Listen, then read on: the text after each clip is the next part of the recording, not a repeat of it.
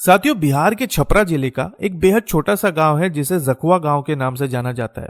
अब ये एक ऐसा गांव है जिसके करीब से रेल की पटरियां गुजरती है। अब हुआ कुछ ऐसा कि 10 दिसंबर 2025 की सुबह करीब 7 से 8 के बीच इस गांव के रहने वाले कुछ ग्रामीण जब रेल की पटरियों के पास से गुजर रहे थे, तभी उन्हें पटरियों पर कुछ अजीब सा नजर आया। और जब वे वहां पर पहुंचे तो वहां का नजारा देखकर उनके हाथ पांव फूल गए, क्योंकि वहां पर एक व्यक्ति का शव पड़ा हुआ था। अब जैसे ही ग्रामीणों ने शव को देखा, पूरे गांव में ये खबर आग की तरह फैलने लगी, जिसके बाद धीरे धीरे लोगों की भीड़ इकट्ठा होने लगी। अब ये एक ऐसा गांव था जो रिविलगंज थाना क्षेत्र के अंतर्गत आता था। जिसके बाद ग्रामीणों ने तत्काल इसकी सूचना पुलिस को दी और फिर कुछ ही देर में पुलिस मौके पर पहुंच गई। मौके पर पहुंचकर पुलिस ने जगह की अच्छी तरह से जांच की और अपनी जांच को आगे बढ़ाया। जांच के दौरान ये बात सामने आई कि शव 30 साल के रोहित यादव का है। और जैसे ये खबर रोहित के परिवार वालों को लगी, घर में कोहराम मच गया। लेकिन इसके बाद जो कुछ हुआ वो और भी ज्यादा चौंकाने वाला था। रोहित की मौत के बाद पूरा का पूरा गांव आक्रोशित हो गया और अपराधियों की गिरफ्तारी की मांग को लेकर ग्रामीणों ने 4 घंटों तक सड़क पर प्रदर्शन किया। जिसके बाद माहौल बिगड़ता हुआ देखकर पुलिस ने परिवार वालों को आश्वासन दिया कि वो जल्द से जल्द अपराधियों तक पहुंच जाएंगे।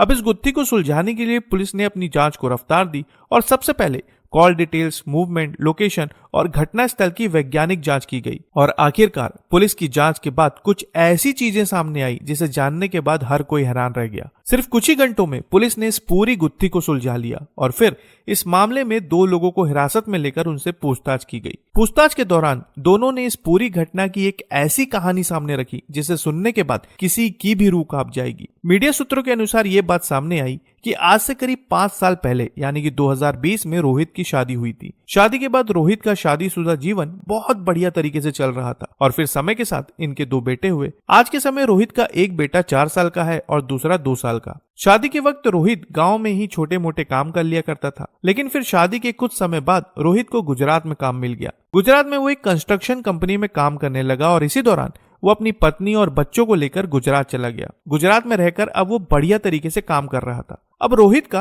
राकेश नाम का एक दोस्त था जो उसी के गांव का रहने वाला था। कहा जाता है कि गांव में दोनों के घर बिल्कुल आसपास थे और दोनों में अच्छी खासी दोस्ती थी। जिसके बाद 2023 में रोहित ने अपनी ही कंपनी में राकेश के लिए बात चलाई और आखिरकार राकेश को भी नौकरी मिल गई। अब रोहित और राकेश दोनों गुजरात की कंस्ट्रक्शन कंपनी में काम करने लगे। अब क्योंकि दोनों की पहले से अच्छी खासी दोस्ती थी तो गुजरात में भी दोनों का एक दूसरे के घर आना जाना लगा रहता था। कहा जाता है कि अक्सर राकेश रोहित के घर खाना खाने के लिए चले जाता था और ये सिलसिला काफी लंबे समय तक चलता रहा। लेकिन फिर इसी दौरान एक ऐसी घटना हुई जिसने सब कुछ बदल कर रख दिया। धीरे धीरे राकेश और रोहित की पत्नी के बीच अवैध संबंध बन गए। हालांकि रोहित को इस बारे में कुछ भी नहीं पता था और फिर करीब 2 सालों तक राकेश और रोहित की पत्नी रोहित की आंखों में धूल झोंकते रहे और इनका अवैध संबंध इसी तरह से चलता रहा। कहा जा रहा है कि जब कभी भी रोहित घर पर नहीं होता था तब उसकी पत्नी राकेश को अपने घर बुला लेती थी और फिर दोनों लंबे समय तक एक दूसरे के साथ वक्त बिताते थे। लेकिन फिर कुछ समय बाद रोहित को पता चला कि गांव में उसकी बहन की शादी तय हो गई है और इसलिए 1 दिसंबर 2025 को रोहित अपनी पत्नी, बच्चे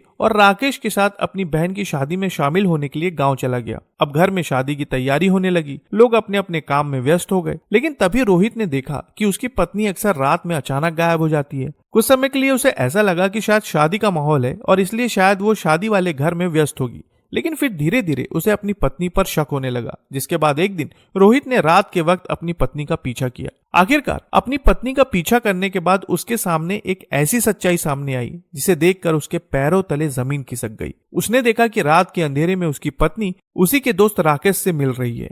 4 दिसंबर को जब रोहित को दोनों के अवैध संबंधों के बारे में पता चला तब 5 दिसंबर को रोहित ने अपनी पत्नी को बहुत समझाया। कहा कि ये सब बिल्कुल भी ठीक नहीं है और तुम राकेश से दूर रहो। लेकिन इस बात को लेकर रोहित और उसकी पत्नी के बीच विवाद शुरू हो गया और धीरे धीरे ये विवाद बढ़ता ही चला गया। फिर 9 दिसंबर की रात को करीब 12 बजे रोहित ने देखा कि उसकी पत्नी घर से 50 मीटर की दूरी पर बने घने जंगलों की तरफ जा रही है। रोहित समझ गया कि वो शायद फिर से राकेश से मिलने जा रही है और इसलिए उसने उसका पीछा करना शुरू किया। कुछ देर चलने के बाद रोहित ने जंगल में कुछ ऐसा देख लिया जिसे देखकर उसके होश उड़ गए। उसने देखा कि जंगल में उसकी पत्नी उसके दोस्त के साथ अवैध संबंध बना रही थी। लेकिन इसी दौरान राकेश का एक दोस्त भी वहां पर मौजूद था जो दोनों के रिलेशन के बारे में अच्छी तरह से जानता था। राकेश के दोस्त ने रोहित को उस जगह पर देख लिया और उसने रोहित को पकड़ लिया।